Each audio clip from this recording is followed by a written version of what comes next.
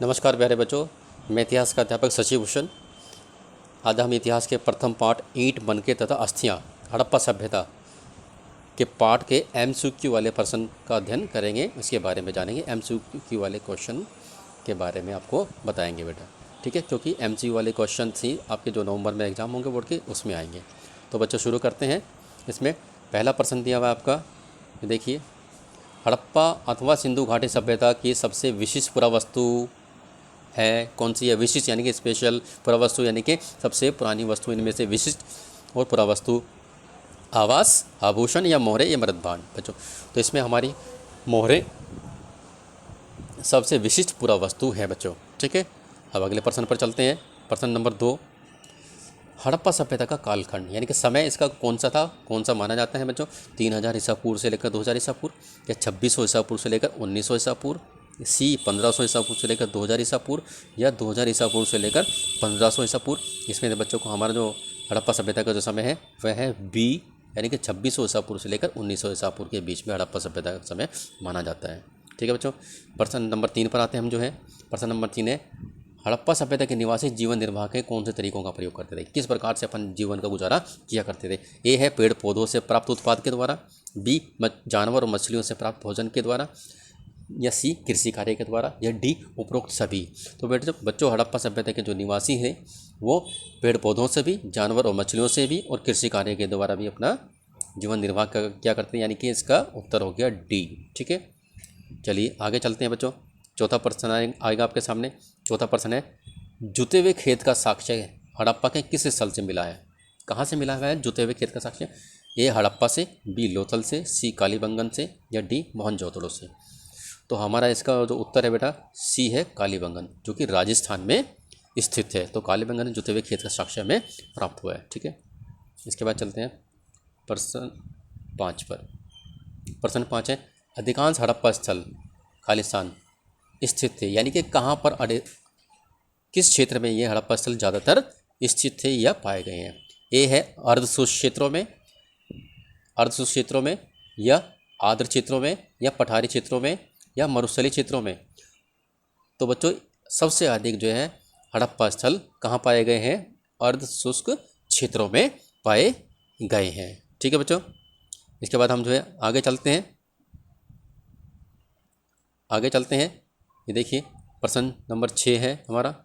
प्रश्न 6 है, हड़प्पा वासी सिंचाई के किन साधनों का प्रयोग करते थे, यानी कि अपने खेतों में सिंचाई किन तरीकों से क्या करते थे?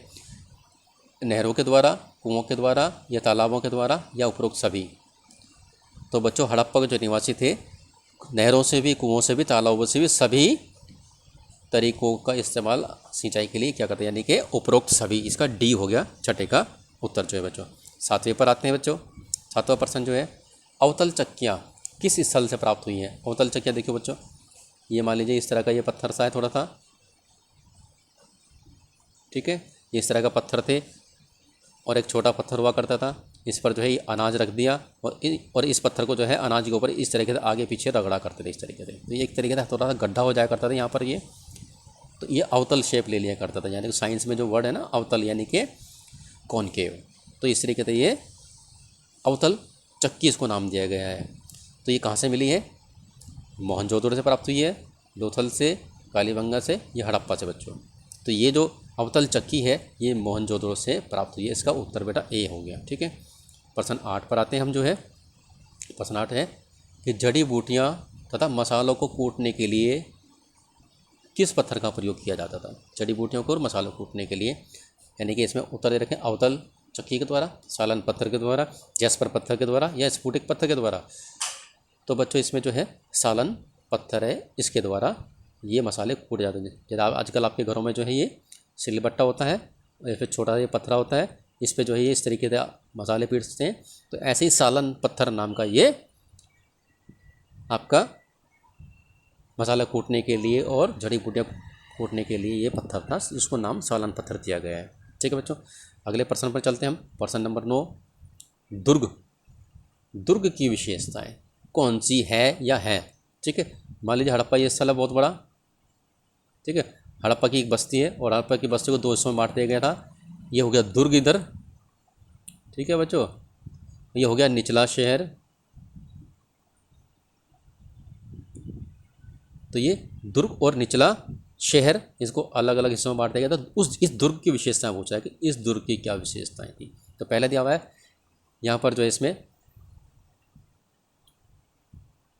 ये बच्चों इसमें पहला दिया हुआ है इसका, ये देखते हैं हम इसमें, हाँ ये देखिए दुर्ग की विशेषताएं। देखिए दुर्ग की विशेषताएं, तो पहला है कच्ची ईंटों के चबूतरे पर संरचनाओं का निर्माण। भाई हमने अभी आपको ये बताया था इस तरीके से। ये तो होगी पूरी बहुत बड़ी आपका कोई बस्ती, मोहनजोदड़ो हड़प्पा जो भी है, और इसमें जो है छोटे से इलाके में दुर्ग का इलाका था ये, और ये था आम लोगों के लिए निचला इलाका। तो इस दुर्ग के बारे में ही है पूछा गया प्रश्न। तो यहाँ पर जो है संरचनाएं यानी कि इमारतें जो है किस पर, चबूतरे पर, या चबूतरा बना दिया कोई बहुत बड़ा, और उसके पर जो है ये सभा भवन वगैरह, स्नानागार वगैरह, अन्नगार वगैरह वो बना दिया गया है। दूसरा है इसमें कि इसे चारदीवारी से घेरा गया था, क्या इस दुर्ग को जो है चारदीवारी से घेरा गया था।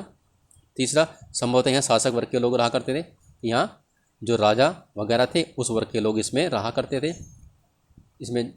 चौथा है डी, उपरोक्त सभी, यानी कि ये ए बी और सी तीनों सही हैं, ये इसका उत्तर हो गया बच्चों डी, उपरोक्त सभी कच्ची ईंटों के चबूतरे पर, ये भी इसकी विशेषता है।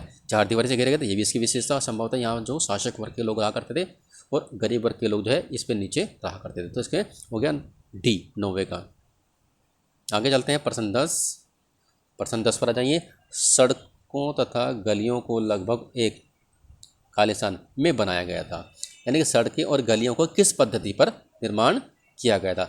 पहला ए द्विधारी पद्धति, दूसरा घनाकार पद्धति, तीसरा ग्रिड पद्धति, या उपरोक्त में से कोई नहीं। बच्चे देखिए ये सड़कें हो गई इस तरीके से हैं, और ये गलियाँ हो गई इस तरीके से। तो सड़कें और गलियाँ एक दूसरे को समकोण पर काटा करती थी, तो ये एक तरीके से जाली बन जाती है, जिस तरह के आपके घरों में जाली लग रहती है खिड़की पर। ये जाली, इस जाली के जो दिखाई दे रहा है आपको, इसको ही ग्रिड कहा जाता है बच्चों। तो ये सड़कें और गलियाँ जो है हमारी, सी उत्तर आ गया इसका, ग्रिड पद्धति पर बनाई गई थी बच्चों। ठीक है, अगले प्रश्न पर आते हैं हम, जो है 11वां प्रश्न। मोहनजोदड़ो के आवासीय भवनों के आंगन का प्रयोग किस कार्य के लिए करते थे। खाना पकाने, कताई करने के लिए, वस्तु का निर्माण करने के लिए, जानवर को लड़ाने के लिए, या सभा करने के लिए। मान लीजिए आपका ये कोई भवन है इस तरीके से, ठीक है, ये कमरा हो गया, ये कमरा हो गया, इधर से ये कमरा हो गया, ये हो गया, ये हो गया, ये हो गया, ये हो गया, और ये बीच में आंगन हो गया। इस आंगन का प्रयोग किस कार्य के लिए करते थे। तो बच्चों इसका उत्तर है हमारा खाना पकाने और कताई करने के लिए, ए। तो आंगन का प्रयोग खाना पकाने और कताई करने के लिए किया करते थे हड़प्पा के लोग। ठीक है, प्रश्न 12 पर आते हैं बच्चों। प्रश्न 12 है, मोहनजोदड़ो में कुल कुओं की संख्या कितनी, कितने कुएं पाए गए हैं मोहनजोदड़ो शहर में। ए 700, बी 500, सी 650, या 800।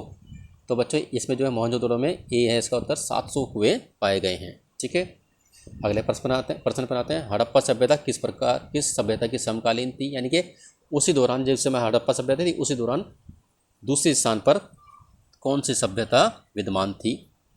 ए मिस्र की सभ्यता, चीन की सभ्यता, या क्रीट की सभ्यता, या मेसोपोटामी की सभ्यता। इनमें से कौन सी सभ्यता जो है हड़प्पा के समकालीन थी। तो बच्चों हमारा इसका उत्तर है डी, मेसोपोटामी की सभ्यता हड़प्पा की समकालीन सभ्यता थी। ठीक है, ये प्रश्न 13 हो गए। अब प्रश्न 14 पर आते हैं बच्चों। ये क्या है, पुरातत्वविद हड़प्पा सभ्यता में सामाजिक भिन्नताओं का अवलोकन कैसे करते हैं। सामाजिक भिन्नता यानी कि समाज के अंदर अमीर गरीब का पता किस प्रकार से लगाते हैं। तो पहला दिया हुआ है ए शवाधानों के अध्ययन से, दूसरा उपयोगी वस्तु और विलास की वस्तुओं के आधार पर, तीसरा उपरोक्त दोनों या इनमें से कोई नहीं। तो हमारे बेटा इसका उत्तर जो है हमारा इसका है सी। तो दोनों तरीके से पता करते हैं, शवाधान के अध्ययन से भी, जो अमीर वर्ग के लोग हैं वो शवों के साथ जो है कीमती चीज़ें रखा करते थे, और जो जिसमें दफनाया करते थे गर्त में, वह गर्त भी जो है ईंटों की चिनाई से बनाया गया था। और जो गरीब वर्ग के लोग होते थे उनके जो गर्त, जो गड्ढे हैं वो बिना ईंटों की हुआ करते थे, और मिट्टी इत्यादि की सामान इत्यादि रखा करते थे उसमें। तो बेटा इसका सी उत्तर हो गया। ठीक है, प्रश्न नंबर 15 पर आते हैं। फयान से बने लघु पात्र खालिस्तान के पात्रों के रूप में प्रयुक्त होते थे, यानी कि फयांस इस प्रकार का एक बेटे, ये इस तरह का ये आकृति का जो है ये बर्तन है छोटा सा, इस पर फूल पत्तियाँ इत्यादि बनी हुआ करती थी। तो ये फायांस का बना हुआ लघु पात्र है, तो इसमें कौन सी वस्तु रखने के लिए इस्तेमाल करते थे? मदिरा, अनाज, स्वर्णाभूषण या सुगंधित द्रव्य? तो बच्चों इसका उत्तर हमारा है डी, सुगंधित द्रव्य। यानी कि सुगंधित द्रव्य मतलब होगा इत्र, इत्र यानी कि परफ्यूम।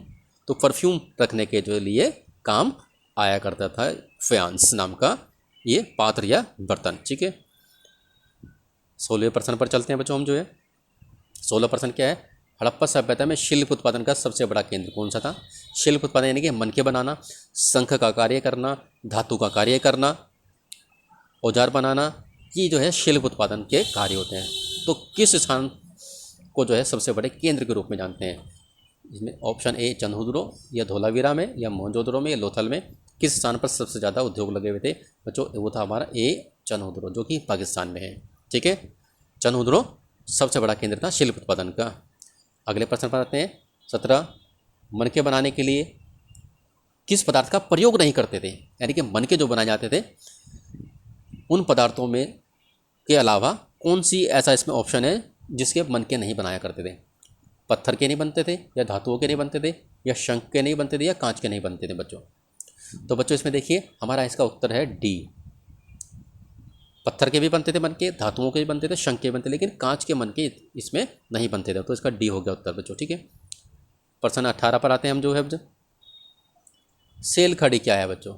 सेल खड़ी, इसका ऑप्शन दे रखा है मुलायम पत्थर है, बी कठोर पत्थर है, या उपरोक्त दोनों है, या दोनों में से कोई नहीं है बच्चों। तो सेल खड़ी जो है इससे मोहरें बनाई जाती थी और ये मुलायम पत्थर था। इसका उत्तर हो गया ए, मुलायम पत्थर बच्चों। ठीक है, इससे मोहरें बनाया करती थी ज़्यादातर, तो ये मुलायम पत्थर था, इसलिए इसकी मोहरें बड़ी मात्रा में प्राप्त होती हैं। आगे चलते हैं 18वां प्रश्न जो है बच्चों, 19वां प्रश्न है हमारा। नागेश्वर तथा बालाकोट में कौन सी वस्तुएं नहीं बनाई जाती थी? कौन सी वस्तुएं नहीं बनाई जाती थी वो आपको इसमें से देखना है। चूड़ियाँ, मृदभांड, करछियाँ या पच्चीकारी की वस्तुएं? कौन सी वस्तुएं यहाँ पर? नागेश्वर गुजरात पे है, समुद्र किनारे का। बालाकोट पाकिस्तान में, ये भी समुद्र किनारे का है। तो बच्चों इसका जो है हमारा उत्तर है बी, मृदभांड यहाँ पर नहीं बनाई जाती। यहाँ पर जो है नागेश्वर और बालाकोट में शंख ज़्यादा पाए जाते थे और शंख की बनी हुई चीज़ें जैसे कि चूड़ियाँ, करछियाँ और पच्चीकारी की वस्तुएं बनाई जाती थी। चलिए प्रश्न 20 पर आते हैं बच्चों। हड़प्पा सभ्यता में परिवहन का महत्वपूर्ण साधन कौन सा था? यानी कि आने जाने के लिए, वस्तुओं को लाने ले जाने के लिए कौन से साधन का इस्तेमाल किया करते थे? घोड़ा गाड़ी का, नाव का, रथ का या बैलगाड़ी का? तो बच्चों इसका उत्तर हमारा है बैलगाड़ी। ये सबसे महत्वपूर्ण साधन था हड़प्पा सभ्यता में परिवहन के लिए, लोगों को लाने ले जाने के लिए और सामान को लाने ले जाने के लिए। बैलगाड़ी इसका उत्तर हो गया आपका। अगले प्रश्न पर आते हैं, प्रश्न नंबर 21 है। कच्चा माल प्राप्त करने के लिए कौन सी नीति अपनाई थी हड़प्पा के लोगों ने उद्योगों के लिए कच्चा माल प्राप्त करने के लिए? ए दिया हुआ है कच्चे माल के क्षेत्रों में अपनी बस्तियाँ स्थापित करना, बी अभियान भेजना, सी दोनों में से कोई नहीं, डी ए और बी दोनों। तो बच्चों देखिए इसका उत्तर हमारा है डी, ए और बी दोनों है। यानी कि कच्चा माल प्राप्त करने के लिए जिस स्थान में जो कच्चा माल पाया जाता था वहीं पर जाकर बस्तियाँ बसा ली। जिस प्रकार से कोयला जो है हमारे झारखंड उड़ीसा वगैरह में पाया जाता है, तो बहुत सारे कोयले के कारखाने वहीं पर लगाए गए हैं। दूसरा बी था इसमें अभियान भेजना, कच्चा माल प्राप्त करने के लिए व्यापारियों को जो है दूर क्षेत्रों में भेजा जाता है, जैसे कि राजस्थान में तांबा लाना, राजस्थान के खेतड़ी से तांबा लाना, और दक्षिणी भारत से जो है सोना लेकर आना। वहाँ लोगों का एक अभियान दल बनाकर भेजा जाता था और वहाँ के लोकल लोगों से मिलकर वो कच्चा माल प्राप्त किया करते थे। तो दोनों तरीके हो गए, कच्चा माल बस्तियाँ स्थापित करना उन इलाकों में, दूसरा हो गया अभियान भेजना। प्रश्न नंबर 22 पर आते हैं बच्चों। हड़प्पावासी तांबा किस स्थान से मंगाया करते थे? ए दक्षिणी भारत, धोलावीरा, राजस्थान का खेतड़ी, और डी है चीन। तो बच्चों जो इसमें आपका है उत्तर सी। क्या उत्तर आपका? इसका उत्तर हो गया आपका सी, खेतड़ी। राजस्थान से तांबा मंगाया करते थे हड़प्पा के लोग, क्योंकि राजस्थान में खेतड़ी में बड़ी मात्रा में तांबे की वस्तुएं प्राप्त हुई हैं, तो वहाँ तांबा निर्यात किया जाता था यहाँ से। प्रश्न नंबर 23 पर आ जाते हैं बच्चों हम जो है। प्रश्न नंबर 23 देखिए, हड़प्पाई मर्तबान किस स्थान से प्राप्त हुआ है? हड़प्पाई मर्तबान बच्चों देखिए, एक इस तरह का मर्तबान था ये, ठीक है, ये इस तरह का एक मर्तबान टाइप का था ये बच्चों। इस पर फूल पत्तियाँ इत्यादि की बनी हुई थी। तो ये किस स्थान से पाया गया? मेसोपोटामिया से, ओमान से, बहरीन से या यूनान से? कहाँ से पाया गया है? क्योंकि हमारे जो है इन दो देशों से व्यापारिक संबंध थे। तो ये मर्तबान जो है ये बी इसका ऑप्शन है, ओमान से पाया गया है। इसको नाम याद रखना, हड़प्पाई मर्तबान, ठीक है, ये ओमान से पाया गया बच्चों। अगला प्रश्न आता है इसमें, देखिए मेसोपोटामिया के लेखों में हड़प्पाई क्षेत्रों के लिए प्रयुक्त शब्द। मेसोपोटामिया के हमें कई सारे लेख प्राप्त हुए हैं। तो वहाँ के लोग हड़प्पा के क्षेत्र को किस नाम से पुकारा करते थे? ए मगन नाम से, बी दिलमुन से, या सी मेलुहा से, डी कोई नहीं। तो बच्चों हड़प्पा के मेसोपोटामिया के लोग अपने लेखों में हड़प्पा के लिए जिस शब्द का इस्तेमाल करते थे वह है मेलुहा। कौन सा है? मेलुहा नाम से हमें हड़प्पा के क्षेत्र को पुकारा करते थे मेसोपोटामिया के लोग। चलिए प्रश्न नंबर 25 पर आ जाते हैं। प्रश्न नंबर 25 क्या है? हड़प्पा वासी लंबी दूरी के संपर्कों को सुविधाजनक बनाने के लिए किन चीज़ों का प्रयोग करते थे? लंबी दूरी के लिए यानी कि व्यापार इत्यादि करने के लिए, वस्तुएं भेजने के लिए। ए मोहर मुद्रांकन, तांबे को जार, मुद्रा और आभूषण, किन चीज़ों का जो है प्रयोग करते थे? तो बच्चों इसमें जो हमारा है ए मोहर और मुद्रांकन का प्रयोग किया करते थे। जैसे मान लीजिए आपका ये थैला है इस तरीके का, ठीक है, थैले का मुंह हो गया, इस पर जो है रस्सी से गांठ बांध दी, यहाँ पर जो है गांठ बांधी, यहाँ पर इसके ऊपर मोहर लगा दी और मुद्रांकन यहाँ पर कर दिया गया। इस थैले को फिर जो है व्यापारी भेज दिया करते थे और अगर ये मोहर बिना टूटे सही सलामत पहुँच जाए तो अनुमान लगाया करते थे कि इस थैले के साथ कोई छेड़छाड़ नहीं की गई है। दूसरा, इसके ऊपर जो मोहर लगाई है, मुद्रांकन जो किया गया है, उस मुद्रांकन पर जो है भेजने वाले का जिस पर नाम हुआ करता था। तो इसलिए मोहर और मुद्रांकन का इस्तेमाल किया करते थे बच्चों। चलिए अगले प्रश्न में आते हैं, 26वां। हड़प्पा लिपि में पाए गए कुल चिन्हों की संख्या। हड़प्पा में जो लिपि हमें मोहरों पर प्राप्त हुई है उसमें कुल चिन्ह कितने थे बच्चों? 365 से लेकर 450, या 375 से 400, या 385 से 425, या फिर 350 से लेकर 410 बच्चों। तो इसमें कितने चिन्ह आप हमें प्राप्त हुए हैं? इसका है उत्तर बेटा बी, 375 से 400 के बीच में चिन्ह हड़प्पा लिपि में पाए गए हैं। प्रश्न 27 पर आ जाते हैं बच्चों हम जो है। हड़प्पा सभ्यता में बाढ़ किस पदार्थ से बनाए जाते थे? बाढ़ किस वस्तु के बनाए जाते थे? क्वार्ट्ज से, स्फटिक पत्थर से, शैलखड़ी से, या चर्ट से? किससे बनाए जाते थे? हड़प्पा सभ्यता में बच्चों जो पाठ बनाने के लिए जो है ये लोग चर्ट नाम के पत्थर का प्रयोग करते थे, जो कि बड़ा कठोर हुआ करता था। ठीक है, चर्ट नाम के पत्थर का प्रयोग करते थे बाट बनाने के लिए। प्रश्न 28 पर आते हैं बच्चों हम जो है। ये जो मूर्ति है, इस मूर्ति को क्या नाम दिया गया है? पुरोहित राजा, आदिशिव, पुरंदर, या रुद्र नाम दिया गया है? ये देखिए, ये इनकी दाढ़ी भी है और ये ऊपर जो है माथे पर इन्होंने कुछ पहना हुआ है। तो इसको जो है पुरोहित राजा का नाम बच्चों दिया गया। क्या नाम दिया गया इसको? ये है इसका उत्तर, पुरोहित राजा। संभवतः ये पूजा इत्यादि का कार्य भी करते थे और संभवतः वहाँ के राजा भी थे, तो इसको पुरोहित राजा नाम दिया गया है। पूछते हैं बेटे अक्सर प्रश्नों में जो है। प्रश्न 29 पर आते हैं हम जो है। प्रश्न 29 है, हड़प्पा सभ्यता के अंत का कौन सा कारण नहीं है? कौन सा कारण इसमें नहीं है? कई कारण थे हड़प्पा सभ्यता के विनाश के, तो इसमें जो नहीं है उसको बताना है सही प्रकार से।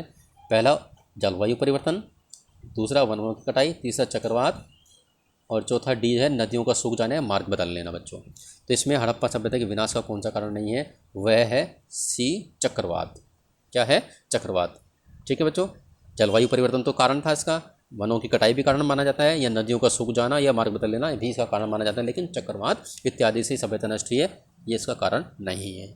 ठीक है, प्रश्न 30 पर आते हैं बच्चों। अब हम जो है प्रश्न 30 है, मोहनजोदड़ो के किस स्थान से 16 लोगों के अस्थिपंजर आभूषणों सहित मिले हैं? 16 लोगों के कंकाल हमें मिले हैं, आभूषण पहने हुए उन लोगों ने, किस स्थान से वह मिले हैं? उस जगह का नाम पूछ रहा है। ओल्ड मैन लेन, डेड मैन लेन, वॉल स्ट्रीट लेन, या डेंजर लेन? तो कौन सा स्थान है वह बच्चों हमारा है बी, डेड मैन लेन। डेड मैन लेन, लेन का मतलब होता है गली। एक गली में जो है 16 लोगों के शव प्राप्त हुए, तो उसको डेड मैन लेन के नाम से जानते हैं बच्चों। ठीक है, अगले प्रश्न पर आते हैं, 31 नंबर। ऋग्वेद में आर्यों के युद्ध के देवता इंद्र को क्या कहा गया है? इंद्र के देवता को क्या कहा गया है पुस्तकों में? ए गढ़ विध्वंसक, बी सृष्टि विनायक, सी समुद्र विनाशक या कोई नहीं। तो बच्चों जो इसको इंद्र को जो है ये है इसका गढ़ विध्वंसक इसको कहा गया है। गढ़ विध्वंसक यानी कि किले को नष्ट करने वाला, तोड़फोड़ करने वाला कहा गया है। किसको? इंद्र को। अगले पर आते हैं 32 नंबर पर। भारतीय पुरातात्विक सर्वेक्षण के पहले डायरेक्टर जनरल कौन से थे? उनका नाम पूछ रहा है बच्चों। जॉन मार्शल थे, आर.एम. व्हीलर थे, अलेक्जेंडर कनिंघम थे या एस.एन. राव थे बच्चों इसमें। तो आपको बताना है इसमें कौन से भारत में पहले डायरेक्टर जनरल थे भारतीय पुरातात्विक सर्वेक्षण विभाग के। तो बच्चों वो है हमारा सी अलेक्जेंडर कनिंघम। ठीक है, आगे चलते हैं 33 पर आते हैं। 33 नंबर प्रश्न जो है हमारा ये, एक अंग्रेज ने कनिंघम को क्या दिया था? निम्नलिखित में से कौन सी चीज़ें दी थी? क्या हड़प्पाई बाट दिया था, हड़प्पाई मोहर दी थी या हड़प्पाई आभूषण दिया था या हड़प्पाई मनके दिए थे? कनिंघम हमारे डायरेक्टर जनरल थे भारतीय पुरातात्विक विभाग के 19वीं शताब्दी के मध्य में, और इनको हड़प्पा सभ्यता से संबंधित एक चीज़ दी थी किसी अंग्रेज ने। वो है कौन सी थी? वह वस्तु देखिए कौन सी थी? वह थी बच्चों बी हड़प्पाई मोहर। हड़प्पाई मोहर दी गई थी इनको, लेकिन कनिंघम ने उस मोहर को जो है अन्वेषण किया, जांच की, लेकिन वह कितनी पुरानी है वो ऐसी उन्होंने तारीख निर्धारित की जिस समय से ये पहले से ही परिचित थी। तो उन्होंने इसकी तरफ ज़्यादा ध्यान नहीं दिया कि संभवतः ये कुछ ज़्यादा पुरानी है, नहीं इसकी तरफ ज़्यादा ध्यान दिया। तो हड़प्पाई मोहर दी थी बच्चे एक अंग्रेज ने कनिंघम को। प्रश्न 34 पर आते हैं। हड़प्पा सभ्यता की खोज सर्वप्रथम भारत में किसने की थी? राखलदास बनर्जी ने, एस.एन. राव ने, कनिंघम ने या दयाराम साहनी ने? किसने की थी? तो सबसे पहले जो व्यक्ति थे दयाराम साहनी के द्वारा हड़प्पा नामक स्थल पर खुदाई का कार्य किया गया था। इन्होंने ही हड़प्पा सभ्यता की जो है खोज की थी 1921 में बच्चों। अगले प्रश्न में आते हैं, देखिए इसी से संबंधित थोड़ा सा वो भी। हड़प्पा सभ्यता की खोज का कार्य सर्वप्रथम किसके निर्देशन में शुरू हुआ था? यानी कि जो दयाराम साहनी थे उन्होंने किसके मार्गदर्शन में खुदाई का कार्य शुरू किया था? आर.एम. व्हीलर के नेतृत्व में, माधव स्वरूप के नेतृत्व में, जॉन मार्शल के या राखलदास बनर्जी के? किसके नेतृत्व में जो है इन्होंने खुदाई का कार्य किया था बच्चों? तो इसमें जो है सी है जॉन मार्शल। जॉन मार्शल के निर्देशन में खुदाई का कार्य दयाराम साहनी ने किया था 1921 में। अगले प्रश्न पर आते हैं, प्रश्न नंबर 36। निम्नलिखित में से कौन सा स्थल राजस्थान में है? ये जो 4 स्थल दिए गए राजस्थान में कौन सा है? लोथल है, कालीबंगा है, धौलावीरा है या लाखागढ़ी है? तो बच्चों इसमें जो है आपका है बी कालीबंगन राजस्थान में है, जहाँ से जुते हुए खेत के साक्ष्य में प्राप्त हुए हैं बच्चों। ठीक है, 37वें क्वेश्चन पर आते हैं। हड़प्पाई इतिहास के पुनर्निर्माण में किस से जानकारी मिलती है हमको? हड़प्पाई इतिहास के पुनर्निर्माण करने के लिए किन किन चीज़ों से जानकारी मिलती है? भौतिक साक्ष्यों से, भौतिक साक्ष्य जिनमें कि आपके औजार आ गए, मनके आ गए,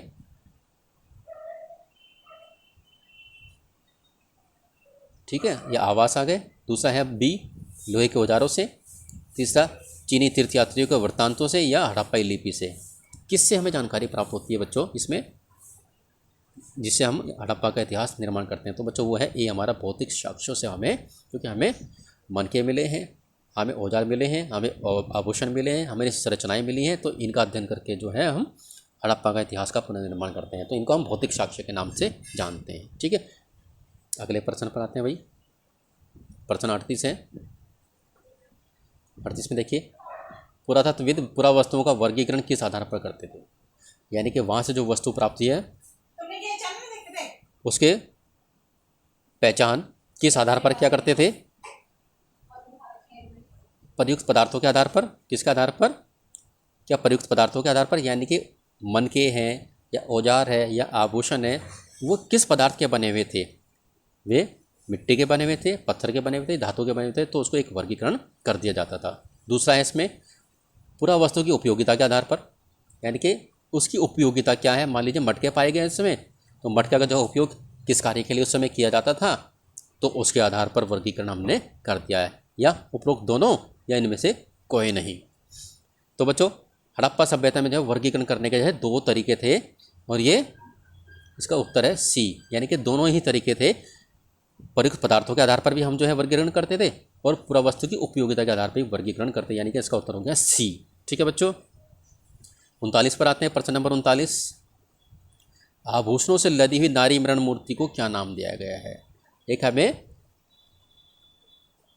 मूर्ति पाई गई है नारी मृण मूर्ति। उसने बहुत सारे जो है ज्वेलरी पहनी हुई है और उसके सर पर भी जो बहुत सारे आपके श्रृंगार किया हुआ है उसने। तो उसको क्या नाम दिया है हमारे पुरातत्वविदों ने? उसका नाम क्या धन देवी था, या मातृ देवी, या विद्या देवी, या दुर्गा देवी? क्या नाम उसको दिया गया था बच्चों नारी मृण मूर्ति को? तो बच्चों उसका उत्तर है हमारा बी, मातृ देवी। तो आभूषणों से लदी हुई नारी मृण मूर्ति को मातृ देवी नाम दिया गया, मातृ देवी।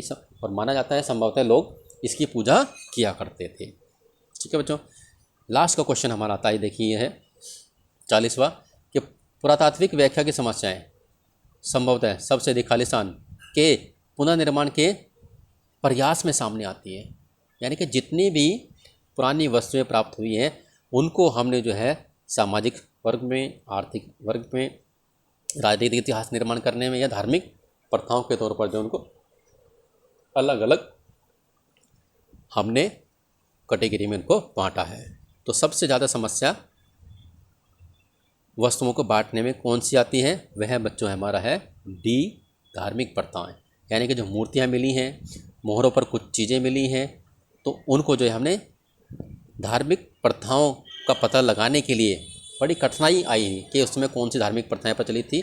तो मूर्तियों के माध्यम से, मोहरों के माध्यम से बड़ी कठिनाई से हमने पता लगाया, संभवतः कुछ धार्मिक प्रथाएं उस समय प्रचलित थी। तो इसका उत्तर हो गया बेटा डी।